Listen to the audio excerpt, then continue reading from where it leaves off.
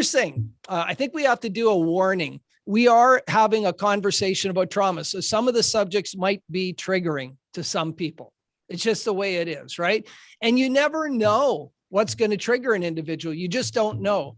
I'm supposed to be pretty trauma-free. Hell, I teach the stuff, I coach people. And I was doing a presentation May of 2019 in Parkland, Florida. Parkland is where they had the school shootings, and we were training a group of people. And I went to tell a story about my military career. And I witnessed 7 of my friends in an airplane crash. So I actually witnessed the airplane hitting the ground. And as I started to tell the story, I broke down at the front of the room. Now, it's 2019, I'm telling the story, and that event happened in 1982. So a full 39 years, more, 37 years earlier.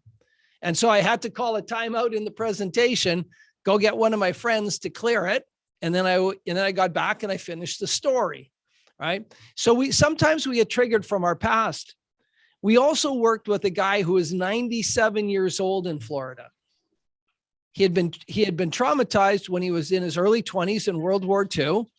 He had coped with it, dealt with it. He had a successful business career. And in retirement, after his wife passed away, he started idling in life and he got pulled into negative thought. He was diagnosed with PTSD. And by the time we met him at 97, which is a big, rich life, but he was really struggling. The cute part of this story is at 98, after we cleared his trauma, he got remarried. And of course, being a dirty old man, he married a younger woman. She was 89. He's 98, she's 89. And then if the bugger didn't send me a picture of he and his bride in front of a clinic, and on the door behind him, it said fertility clinic. So, not only was his trauma gone, but he had a brilliant sense of humor was back. So the caveat here, the point I'm making here is that some of this stuff may be triggering. All right. If it is triggering, I want everybody to do an exercise with me. You can leave your cameras off. Tara, you can't do this. You're driving. But if you do get triggered, I want everybody just to look up right now. So look up above your computer screen. Look up above your computer screen and pick a point above your computer screen. So you can see a spot. I want you to stare at that spot and hold your head nice steady and just stare at that spot. And the longer you stare at it, you'll become aware of things to your left and right and up and down, even though your head and eyes aren't moving. And as you stare at that spot, become aware of all the sounds around you. So sounds in your house. Of course, I'm talking, you can hear me. You may hear cars outside. You may have music playing somewhere where you live. So become aware of everything you're seeing and everything you're hearing, and then become aware of the chair you're sitting on, the temperature of the room. And as you're doing that, then notice your breathing will begin to slow down. And as soon as your breathing starts to slow down, focus on your breathing and notice that it drops into your belly, into your diaphragm. And at that point,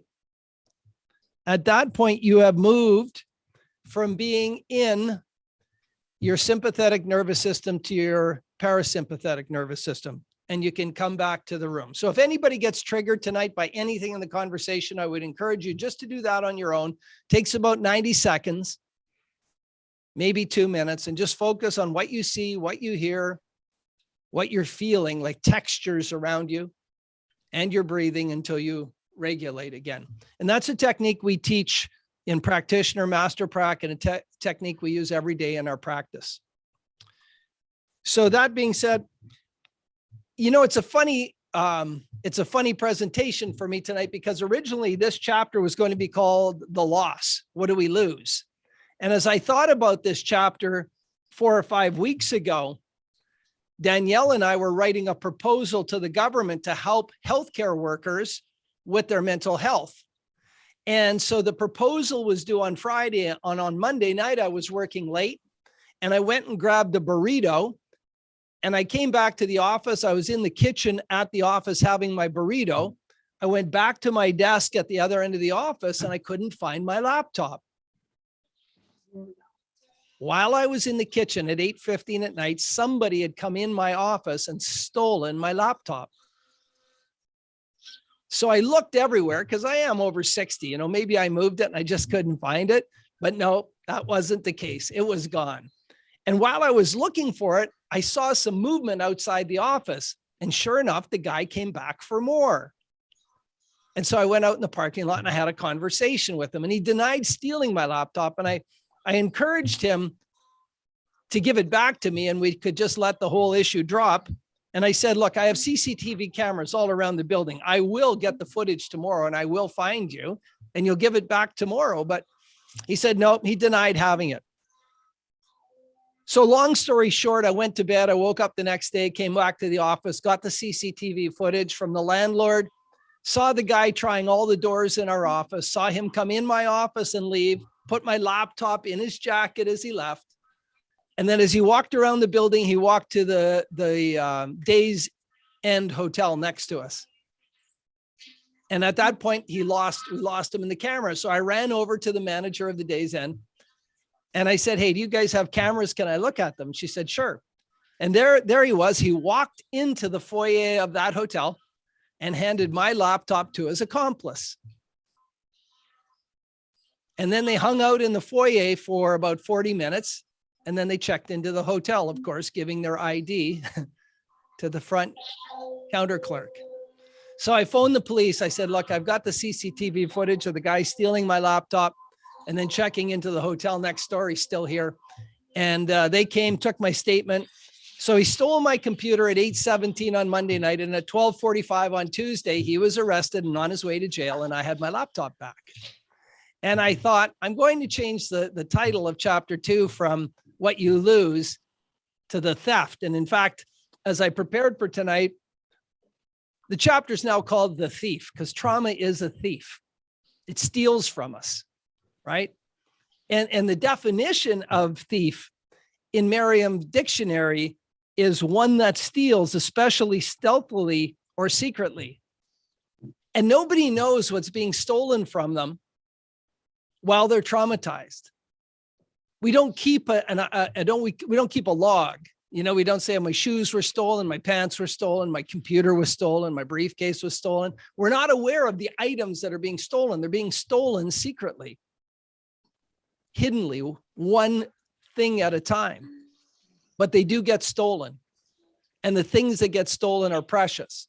And so I'm going to talk more and more about that after. But before I do that, what I want to do is introduce a guest. So we have a special guest tonight, and our special guest tonight is Ashley Lewis. Now, Ashley is one of my clients. And so I'm fortunate enough that my clients volunteer. That's the right word, Ashley, isn't it? Volunteer? Yeah, we could use that word, sure. All right, we'll use the word volunteer. Volunteer to join us. Now, the cool thing about Ashley is in her coach training right now. So Ashley's training to be a coach. She's a former PSW who has lots of certifications. However, and she'll tell her story. Now, last week we had Luke on and we were talking about where trauma occurs. Where does the tragedy happen? Tonight, we're not talking about where the tragedy happened. Ashley's here to share what she lost after the tragedy, and then I'm going to, after Ashley talks to us for a bit, then I'm going to pick it up and we can have a conversation about the broader scope, if we haven't touched everything with Ashley, about what gets stolen from us when we are traumatized. And again, for clarity, we differentiate between traumatized and having PTSD.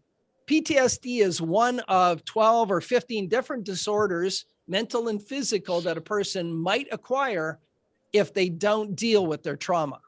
All right. So we're talking about being traumatized and what you might have stolen from you when you get traumatized. So Ashley lives in Guelph here. And I met Ashley. We ran a campaign a year ago, an advertisement campaign on Facebook. She responded to the Facebook. And I remember Ashley's 30-minute consult, because she was outside walking. You were on your iPhone or whatever phone you're using. And in her journey, she just didn't think healing was possible. I'll categorize from my perspective. What she was saying to me was, you know, she's far too kind and gentle to call bullshit on me. But in the background, there was this sense that she was calling bullshit on me. That's not possible.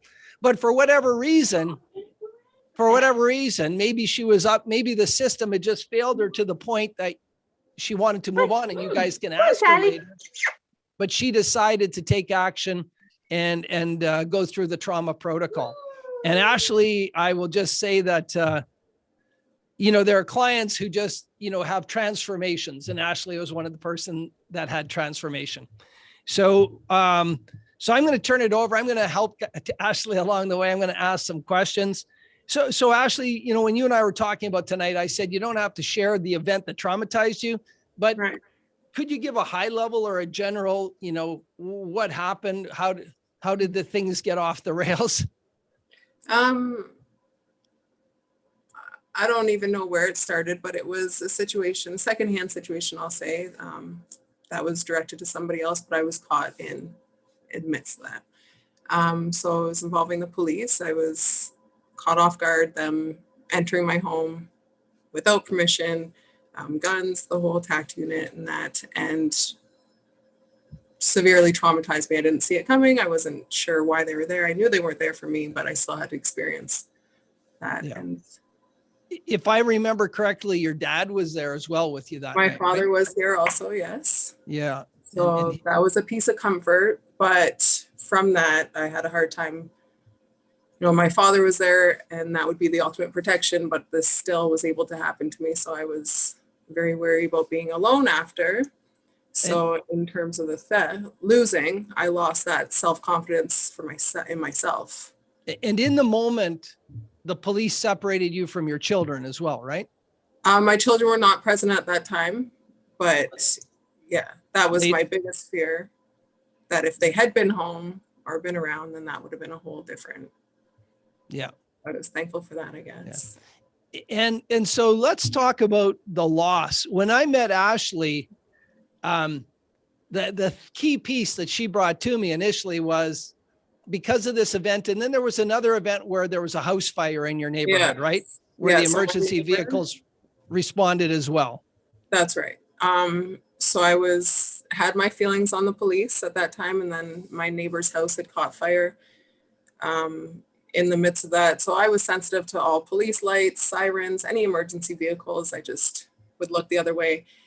Before I knew it, within minutes, they were all surrounded my house once again. And at my door, there was a large police presence at my door with the husband of the victim that passed away in the fire. Yeah. So I kind of relived that same trauma, I feel, of just their presence. Yeah. So you guys are calibrating. Most of you are trained NLP people. So calibrate on Ashley. She's pretty calm right now, even though she's just retold those two stories. And I remember that the thing for you is, even if you were in the car, if you saw flashing lights. Yeah. At one point, I just wasn't even driving because I didn't want to take that risk. I was scared. I wasn't staying at home. I was staying at my sister's home, so I was not alone. Yeah. So the first thing was, I don't know how to categorize that, a lack of confidence of even being in your own home. In my own home, the safety and security, that I provide to myself and my children was gone. Gone. Stolen. Yes. And I can't remember. Were you able to fall asleep when we first met, or had you lost that ability? No, I was awake. I don't know how. I didn't wither away because I had no sleep. I spent most of my time on guard, standing guard, watching out the window, waiting on high alert for something to happen. All right. So you lost your ability to fall asleep. You lost your ability to stay asleep. Yeah. Yeah. And Tanya's on here, Tara's on here as well. Naturopath Sunash is on here. You guys all know the impact of lack of sleep, right? They did an experiment with 25-year-old guys, and they measured their reaction time. And then they had a control group of 45-year-old guys, and they measured their reaction time. And they sleep deprived the 25-year-old men. And by definition of sleep deprived, they gave them less than 5 hours sleep a night for 7 days. Less than 5 hours sleep. So at the end of 7 days, the 25-year-old's reaction time had decreased to the same reaction time as the 45-year-old man in 7 days. That's the impact at a very high level of sleep deprivation. And my understanding is that sleep deprivation can do long-term central nervous system damage that may not be reparable. So sleep is critical. Restorative sleep is critical, and high numeric values of heart rate variability in your sleep are critical. So when you're in that condition, right, Ashley, where you can't fall asleep and you don't sleep, if you'd been wearing a monitor, you would have got no restorative sleep those nights. Yeah, at all. I None. was not sleeping. No. So when you don't get any sleep, when you can't sleep, and now you lack confidence, you can't stay at home.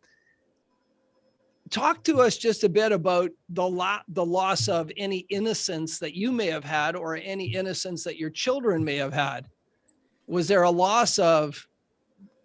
Yeah, there was an overall loss of my whole self. I lost myself in that point. So the relationships I had, including ones with my children, yes, I'm a helicopter mom, we'll say, but I was extreme, over the top of everybody had to stay close, everybody stay here with me. Yes, I was over the top, very unbearable for them probably. Yeah. But As a former helicopter pilot, I understand you to say when you're a helicopter mom, you were hovering over them. Yes, just naturally, but yeah, it intensified for sure because, as I said, I was caught off guard in our home. So my ability to protect our home for my children, I kind of lost confidence in that. Well, and you lost confidence in the very home? system that's supposed to be around you to protect you. That also. Your father and the police and yeah, and the uniformed services. Right. Right on. So one of my all of you guys who have trained with me or worked with me know that by the time I'm finished with the client can go face to face with their triggers and not be triggered. So after we finished the trauma protocol and Ashley was on her first 4-week break, she sent me a picture standing in a parking lot with this big white dude cop who was a former professional hockey player, standing side by side, smiling like a Cheshire cat, which I thought was quite cool. Yeah. Right. And it was so pretty cool. Totally untriggered. And you were telling me you were at the office a month or so ago, picking up your manuals, and you were telling me a story about your kids. Share the story about your kids and the police car coming into your subdivision. Yeah. So as I was saying, is I kept my kids very close. I was worried that the police could also traumatize them, and how would I deal with them feeling the way I do? So I was wary about them without arm's reach. So there was a police officer in his car parked out front, and my children asked there's a police officer out there. Oh, can they see? Because I think they probably picked up on my body language also of I'm pretty reserved, pretty fearful. So they said, oh, there's a police officer. I said, okay, well, you want to go see? And they just looked at me. So we went outside and we went to the police cruiser, and the officer got out, introduced himself, spoke to the children, and let them inside of his car to press the buttons, the sirens, told them all his equipment, all his tool belt and everything. And how did you react to that? I was okay. And it was important for me to take away that, not all police are bad. Not all, okay, I shouldn't say. Police aren't bad. They're here to protect, and that's the message I sent to my children. That's so beautiful. They got to see. I got to see also in that it was a good experience. I would have never done that before. Never. Meeting with you, I would have never. But I did, and it was a good experience. That's beautiful. And on a personal level, the literature is pretty clear that when we don't resolve traumas, they manifest into dis-ease. Our body starts paying the price. Now, when you and I were working together, you had some transformative things happen at a physical level. Do you remember some of those? I do. Everybody kept commenting on my skin, my appearance. Yeah, I have a brighter glow to me. yeah, I had lost a lot of weight at that time. I think maybe not weight, but just my overall posture Yeah. was withering away. And people just kept commenting on how much brighter I look, how well I look. So I noticed that also. I felt a lot better myself. Yeah, your skin cleared up. yeah, right away. So When pretty we're amazing. when we're traumatized, right, and our amygdala is on high alert and we're running in low level flight, fight, or freeze, ready to go to full flight, fight, or freeze, that chemistry, and again, our naturopaths could explain it better, but the chemistry of that's really important if there's a saber-toothed tiger coming in your house. Yeah. But it's not good to have that stuff running in your system full time, and it takes a toll. And so as soon as you move into and you spend more time on the other side of your autonomic nervous system, the regenerative part, the parasympathetic, you get a different cascade of chemistry. And that chemistry, whereas the sympathetic nervous system is cannibalistic, it'll sacrifice parts of your body to keep other parts running optimally. Your parasympathetic nervous system is anabolic, it's regenerative. And so almost to a client, we see a physiological shift in their well-being. And certainly that's in the literature as well. All right, so see you another time. So Ashley, maybe just talk to, when you looking back now, because in hindsight, now that you're clearer thinking, what other things do you think were stolen from you in that period? And from the time you were traumatized to the time you met me, how long was that? That was about November 3rd, about a year, the first time, about a year. Yeah. Okay. A little over maybe. Yeah. So what other things do you think you I or your kind of put children? it way far past there, maybe a year or so, year or two. Yeah. Yeah. I don't remember the chronology of it, so I apologize. But maybe just as you think back to you, your children, your friends, your relationships, what else did you have stolen that you might have got back now? Definitely the connections in my relationships. I was very hard to deal with. What do you mean by that? I was just always on high alert. I was always freaking out, we'll say, about everything. My sisters are huge supports for me. And I know I drove them crazy all hours of the night. Oh, I heard something. I hear something outside. I see it. I see a car. I think it's the police. I see the police. And I think that was heavy for them to carry, but Yeah, they of will. course. I really isolated myself from other people just without having to explain it or talk about it or Yeah. going places. I did not go anywhere. Spent a lot of time just at my other sister's house where I knew I was safe or felt safe. What was stolen from your kids? Just their mom, all in all. I was here. I shielded the best I could or thought I did my feelings and just carried on as normal, but just my overall presence. I think my brain was elsewhere while I was here. If I talked to your kids tonight, if they were here, what would they say? What was the difference between mom then and now? What was mom missing back then? I sleep, that was huge. So I have a lot more energy now, do a lot more things with them. I take that time to set out to do stuff, whereas before I just we're doing it, just surviving type of. Now I'm living. Wow, that's a big loss. The difference, the gap between living and surviving is massive. Yeah. Right on. Work, I did stop working at that point. I was working in the community. You gave up your career. Yeah, I was working in the community, which was I did deter from taking some positions because I was working close with the police in the community. Now with my interactions with them, I know I can succeed there. So right on. Yeah, all for the positive changes. Well, fantastic. Thank you for being open and sharing tonight. I know you're a little hesitant to do it, but this has been wonderful. I'd like to put it out to the floor for a couple questions of Ashley, and then I'll open up the conversation. I'll talk about from my perspective what gets stolen from us. And I can't see everybody's hands right now, so if you just turn on your mic, if you have a question for Ashley, just ask it.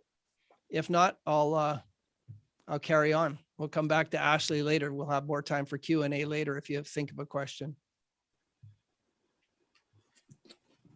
I have a question. I always have a question. God bless your evil soul, Carrie. Here we go. Thank you, Ashley, for sharing. Thank you. So I'm very much intrigued by the imprinting phase. You know, the first 7 years, Alan's obviously helped me with that, getting hooked on that phase.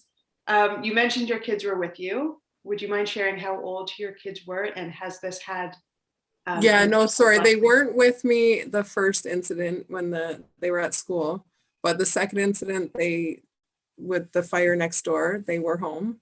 My oldest, he'd witnessed all of it, and my two younger ones were sleeping. So I kind of just tried to shift life as normal as possible for the two younger ones. But my oldest, I did seek counseling in that for him. I was in touch with the school, and he's a 14-year-old boy at the time, so he was good, he said, right? So we've kind of I just kept a close eye, and we just carried on. How old were the younger two? The younger two were 9 at the time. Okay. Well, thank so you. I haven't noticed anything, but yes, the imprinting phase, sometimes they're not even aware, or I'm not aware that things have affected them, right? So I just kept a close eye. Haven't noticed anything, thankfully, but yeah, maybe they can visit with Alan one day. Because Alan, I remember you telling me that if there was any conditioning that happened within those first 7 years, you can still undo that damage or undo those issues later on, like in the modeling phase. Yeah. And I think what Ashley's doing is wise. You know, if Ashley, you know, when she's finished her training, she'll be watching their behavior, but in the modeling phase, you want to be watching who they're modeling. Who are they drawn to? Because they're looking for their people from 8 to 14. When they're modeling, they're looking for people who have beliefs similar to their beliefs, right? And the people they choose to hang out with are a good reflection of what's happening inside them. Their behavior is a good indication of what's happening, how they manifest their behavior, but who they want to hang with is a good indication of their thoughts and feelings inside. So it's a great point, Carrie. And the 14-year-old boy who's 16 now, is he 16? He's 15 now, yeah. 15, yeah. He's 15. He's in the socialization phase. So now he's looking to manifest all those things that were imprinted in him, and then he modeled. So now observing him, it'll give you an indication about what was imprinted in him, his external behavior. Okay, where he just didn't start learning that at 13 or 14. That came from back there, you know, from 0 to 7, and then model from 8 to 14. And you're right. The good news is that's all easily undone because it's all learned. The stuff that a 13 or 14 or 15-year-old boy, man, behaves like, he didn't come out of the womb behaving like that. Right? You know, he's got his genetics, but we know that our thoughts and feelings give rise to our genetic expression, our thoughts, feeling, and environment. And our thoughts, feelings, and environments start getting imprinted in us from 0 to 7. So it's great. It's sage advice to be watching them and to calibrating them. How are they doing? Right. And your youngest two are twins, are they not? That's right. Yeah. Are they fairly identical? Are they fairly close, or? No, they're boy and girl, night and day. Yeah. Okay. So you can't compare them, one going left and one going right on you. No. All right, cool. Did that answer your question, Carrie? Cool. Yeah, thank you. Anybody else? Anybody else have a question for Ashley? I'll go. Hi, Ashley. Hi. Thanks for sharing with us today. I'm also curious about the imprinting phase, but your imprinting phase, and I was wondering if in the process you were surprised that a lot of the work actually took place, clearing stuff from those younger years in you. No, a little bit about my imprinting phase. My mom passed away when I was 5. So I was raised by my father, single parent, and who, I think you'd imagine, a grieving spouse with 4 young girls to raise on his own. So I think he was just figuring things out at the same time as I was growing. So I wasn't surprised when some of the things came back from 0 to 7 when working with Allen. a lot of things I forgot or just maybe chucked up as just life as a child through a child's lens. But now that I have a further understanding of it, yeah, not surprised by the stuff that came up for sure. Does that answer your question, Tanya? Cool. Yeah, I can't remember. I just don't have that capacity anymore to remember every client's file. You know, I remember the high level stuff. So I don't remember the clearing the top 8 or 10, but I know that with Ashley, I know one of her sisters quite well as well. And so I knew their family story already before I met Ashley. And so I had some idea that there may be things in the past, right? And the fact that one of the traumas happened in the presence of her father. Yeah. And you heard Ashley say, this is the person who takes care of me. And he couldn't in that moment. Mm-hmm. Right. And so, and I've said it here and I've said it on the Abundant Coach, when we clear negative emotions in step 2 of the trauma protocol or of PACE, we're actually undoing adverse childhood experiences. You know, we say we're clearing negative emotions, but we're actually undoing adverse childhood experiences. And that gives the foundation then for clearing the traumas in a way that is, I believe, based on experience only, no research, but just geometrically more powerful than if I just went at it and cleared Ashley's trauma. Because the 2 traumas Ashley talked about, I could have cleared in a 1-hour session. You guys know that. All of you who are trained can do the same thing. But that wouldn't have unloaded or healed, or whatever term you want to use, cleared the adverse childhood experience that preceded it, nor would it have taken her to rewiring and refiring all the positive networks that we did as well. Right, Ashley? And Yeah. that's kind of a fun thing to do, you know, the finding purpose when you're 0 to 12 and 13 to 18, Yeah. 13 to 17, 18 to 22. You remember that exercise, right? Yeah, I do. There you Yeah. go. Other questions for Ashley? No? Cool. Well, I'm going to unpin Ashley, get her off the hot seat here. Thanks, guys. Thank you, Ashley. That's amazing. The, whoops, where'd I go? I've lost myself. So it's a kind of interesting subject for me, you know, what gets stolen from us, this concept of the thief. And so what gets stolen from you when the tragedy happens and we're traumatized, something is lost, and maybe it happens right in that moment. You know something is lost. So if you talk to a veteran who is traumatized in the line of duty in a foreign country, they know something is lost in that moment. Now, it might be something of them. It might be physical. It might be a comrade. It may be innocence. It may be some emotional state. Having been a military officer and gone through the training, you know, in preparation for duty, you have a whole set of beliefs and values about your immortality, your invincibility, your capabilities. And when the world goes pear-shaped, that's a military term for when it's really messed up. When people get hurt, a lot of what you believe, a lot of what you've come to believe, your training gets unraveled in that moment. Now, as an aviator, as a pilot, when you crash an airplane, they get you back in the airplane as fast as you can to go fly another mission. They do not let you sit on the sidelines and dwell. You get back in an airplane as fast as you can and refly.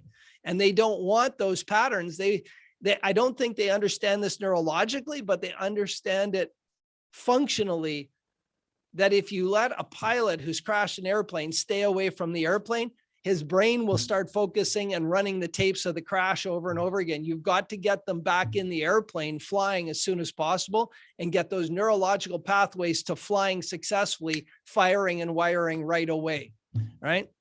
And so with people, when we're traumatized in life, we don't have that opportunity, right? And again, this is done stealthily. We don't know what's happened. We don't even know. No civilian, no person, no average person is trained to say, okay, if I have an experience that feels traumatizing, that I experience as extraordinary, that I'm going to now have things stolen from me. We could interview 100 people on the street. They would not understand that concept, that when you're traumatized, you may encounter a thief. right? That a thief's going to come into your house, metaphorically, your mental, emotional house, your physical house, and your life house, your relationships. And I asked Ashley about her innocence because I really believe that one of the first things we lose is what I would categorize as innocence. And when I witnessed, I've had the fortune and unfortune, is that a word? I've had the good fortune and the bad fortune to have lived a fairly robust life. And in that robustness, and the misfortune, thank you, the fortune and misfortune. And in that process, I've witnessed the very best of what humanity does for each other and some pretty horrendous, heinous, horrible activities. I was very, very young in a mining town in my early teens, 13, and my buddies and I went up and over the hill to where the mine was, and there was a labor dispute, a strike. So the union workers were all picketing outside the gates, and the management, the skeleton staff, was going in and out of the mine, maintaining the mine. So, you know, when the strike was over, they could go back to work. And one of the management was leaving, and the union, the picketers, it was a fairly, what would you call it? A fairly intense, non-amicable strike. And the union workers started to pull the guy out of the chair, carry, block your child's ears. And so my friends and I were up on the railway track witnessing this, and the management guy, in fear of his life, stabbed one of the union workers. And I saw that at 13, right? So, you know, when you start unraveling the things you've seen and do, I was moderately claustrophobic as an adult, young adult. And when I found the root cause of it, it was getting trapped in an underground cave in this same mining town, you know, crawling through a cave and then getting my shoulders stuck and not being able to get out, and calling to my mates who grabbed my ankles and pulled me out because I couldn't move. I'd wedged myself so far into this passage that I was stuck and I couldn't get out. And, you know, I remember at dinner, that night sitting there talking to my dad, and my dad said, you know, "How's your day, Allen?" And I said, "Fine. We had fun. What'd you do today?" Because he always knew we were up to some mischief. We lived in this mining town, and boys being boys. I said, "Well, we were in the cave," and all of a sudden he's on high alert because I shouldn't be in caves in a mining town. They're blasting all the time. And he said, "Oh yeah, how was that?" And I said, "Well, we were trying to go up into this chamber where there was a lot of bats and I got stuck." Now he's on high alert. And I had to take him to the cave that evening and show him where I got stuck. And of course, that became forbidden. But later in life, when I started to fly in the military, and one of the exercises is they pull a canopy down on you in a simulator, and then you have to put a helmet bag over your head and find switches totally without vision. I felt my pulse coming up. I felt my respiration coming up. I started to sweat, and I said, "Well, what's this?" And then it was the claustrophobia. And then later in my military career, I was doing Arctic survival, and we built an igloo. And to get in an igloo, you have to dig a tunnel down and in. So I'm burrowing into this igloo like a little badger, and the snow started caving in on me. And I came out of there and I said to my partner, I said, "No, you got to dig the tunnel. I can't do it." And then it was later when I studied NLP that I was able to address those issues, those root causes of the trauma. So what got stolen from me was that innocence, right? And innocence or naivety, whatever that is, or just this overt sense of confidence that I'm okay, the world's okay. And Ashley spoke to it after the event. She went from, "Hey, this is my house. I keep my kids safe here. My dad's here too." No, I have to be hyper vigilant. I have to be looking out, right? And in the loss of that innocence, I think we lose our confidence. I think we lose our confidence in ourselves or others, or we start questioning things more. Is this okay? Is that okay? And that may be part of the hyper-arousal, hyper-vigilance, which I'll touch on later, but we certainly lose a degree of confidence. And I think Ashley spoke to that really clearly, right? Confident in her security within her house, confident that she could protect, and confident that the system around her that was designed to keep us safe was actually doing what it was meant to do. We have stolen from us our ability to go to sleep. When you watch children fall asleep naturally, you know, all of us who are parents have sat up watching a movie or TV, and you look down and your child's just fallen asleep next to you. And it's one of those beautiful things. And for those of us who fall asleep easily, it's a beautiful thing. And when you have that stolen from you, and I never understood it was happening to me, but when I was in the Middle East in 1990, I could only fall asleep in the TV lounge with my fellow pilots while we were watching movies. And they would laugh at me. I was a joke. Hey, let's go watch a movie so Allen can have his sleep, right? That was the joke. And I never knew anything about trauma then, but what was I manifesting? You go to my room and I would either fly, work out, play so hard that I would fall asleep exhausted, or I would self-medicate because drinks were 25 cents a drink in the Middle East in 1990, right? And so the ability to fall asleep easily and effortlessly was stolen. And Ashley agreed to that. And everybody we talked to who's traumatized, anybody on this call who's been traumatized or is dealing with trauma knows that falling asleep is critical. And why is that happening? Again, my naturopathic doctors would know better, but I think when you're in a low level flight, fight, or freeze, and your amygdala is very, very alive and awake, I think you're having a chemical battle, if you would, between melatonin and adrenaline, melatonin and norepinephrine. And the two, melatonin and adrenaline and norepinephrine and cortisol aren't going to be a good cocktail. You're not going to fall asleep with those in you. And I think your amygdala just keeps jacking up the dose of the cortisol and adrenaline and norepinephrine as your body tries to put you to sleep. That's my metaphor. I see these characters having this war of chemistries inside us. And when you miss the window of melatonin, all of you who've stayed up late and you see this, and you miss the melatonin window, you know how tough it is to fall asleep later. The tossing, the turning, right? And then staying asleep. Again, I'm sharing a lot of personal stuff here, but I think we walk our talk, and I think it's important.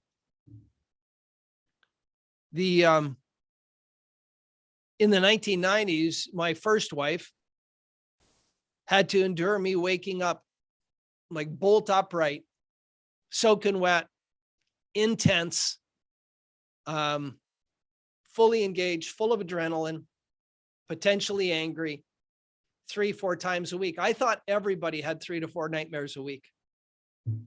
I just thought that was normal. And if you're one of I called them the lucky ones, you get what are called holographic dreams, dreams so real that you believe you have to take action. And I was one of those guys where I would, I'm 190 pounds and I would wake up panicked, grab my wife and run. And she's 130 pounds. So imagine being totally asleep and all of a sudden you're flying down the hallway, right? And so ultimately people who have dreams and nightmares like that aren't safe to sleep with. They separate themselves from their partners because those dreams, their partners are at risk sleeping with them. And those of you who work with police or firefighters or military know that to be the case, right?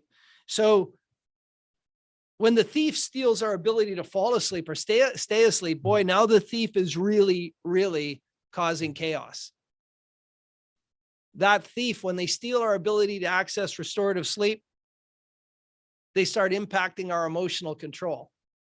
They're stealing our ability to regulate, because without sleep, we become very unstable. It doesn't, any of us who have had kids know that if you go a day or two with your kid having bad sleep, what they behave like on the third day, right?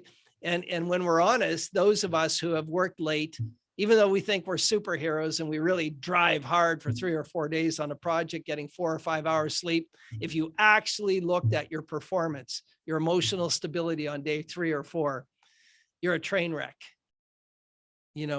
and you really need to talk to the people around you, what it's like to be that person, to be around you. And when we lose our emotional control, we lose our stability.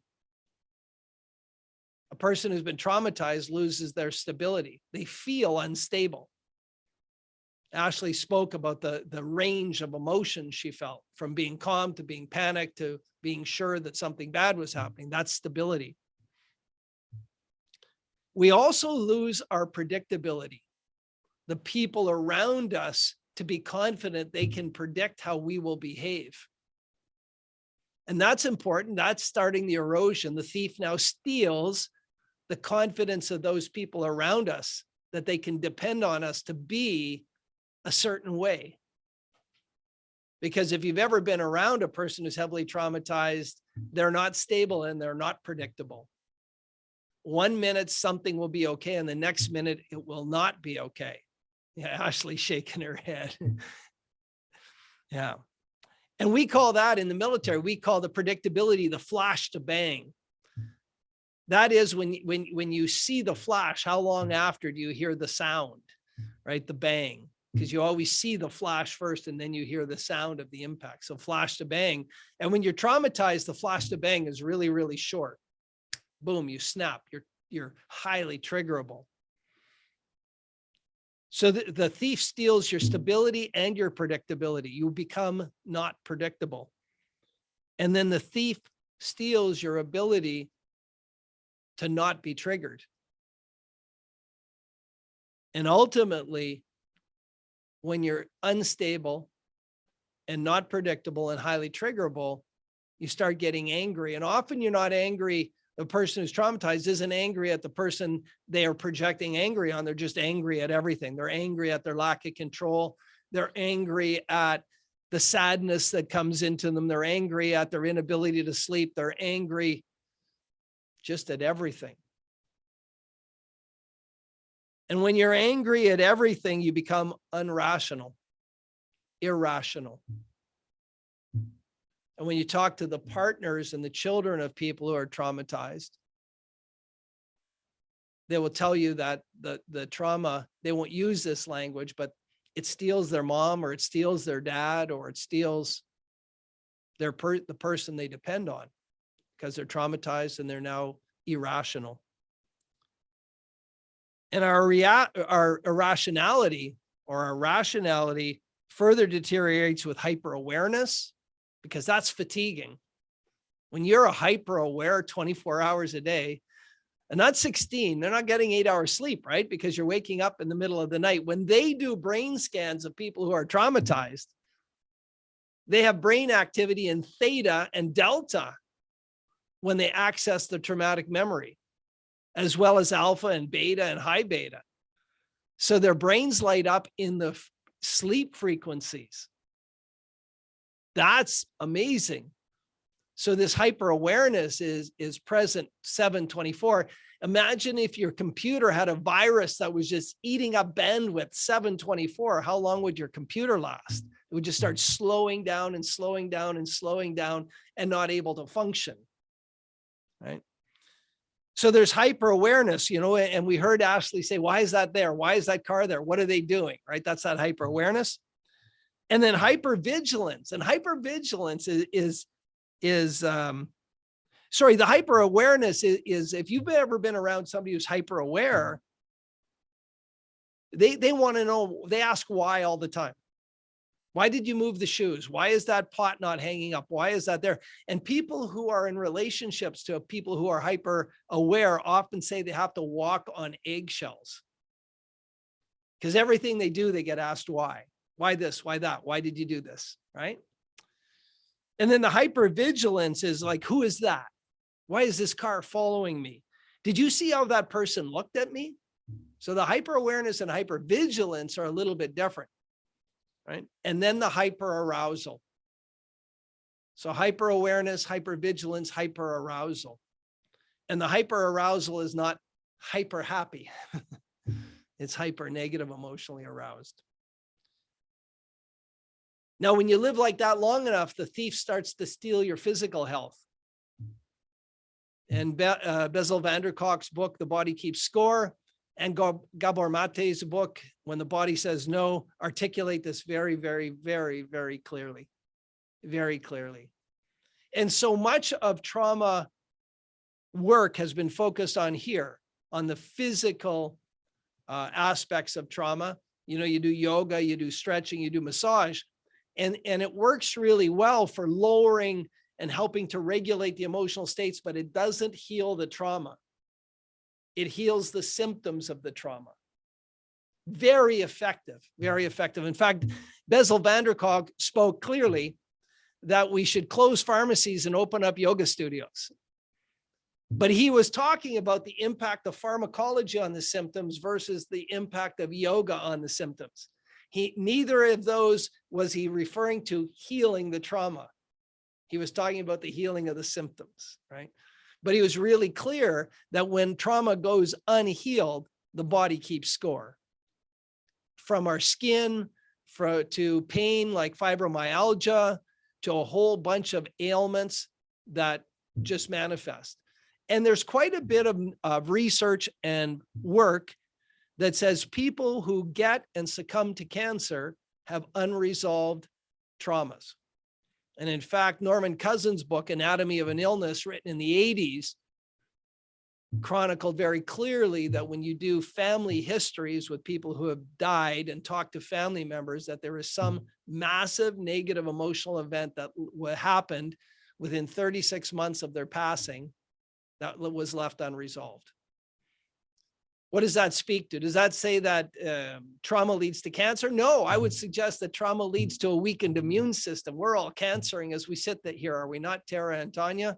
We're all battling cancer cells every day and we're winning because our immune system's stronger than the enemy. But if you're traumatized and nothing's functioning right, perhaps your immune system is weakened to the extent that the tides turn and the other one starts to win. We lose our relationships. So many of my clients come to me at this point when they've either lost their relationships or they're about to lose their relationship. The thief has stolen so much that they cannot be in relationship, or the people around them have to leave to be safe. That's their belief, right? And what relationships do we lose? We lose the relationship with our partner. We lose the relationship with our children. I've certainly experienced this in my first marriage. We lose the relationship with friends and family members sometimes. We lose the relationship with our coworkers. Ashley said she left her work, right? And if we don't lose the relationship changes. How people see us, how they treat us, how they experience us, right? And so when when you're aggressive or hypervigilant or have bad dreams, for the first month, your partner tolerates them, right? In fact, they're really caring. They're worried about you. In the second month, it becomes pretty fatiguing. In the third month, probably becomes annoying. In the 12th month or the 15th month. And, if you're doing what you do regular therapies and nothing's working, or you try to get help and nothing working, or worse still, you don't do anything. You choose not to do anything. I think a lot of partners, a lot of friends, a lot of family members would just have to pull away for their own protection.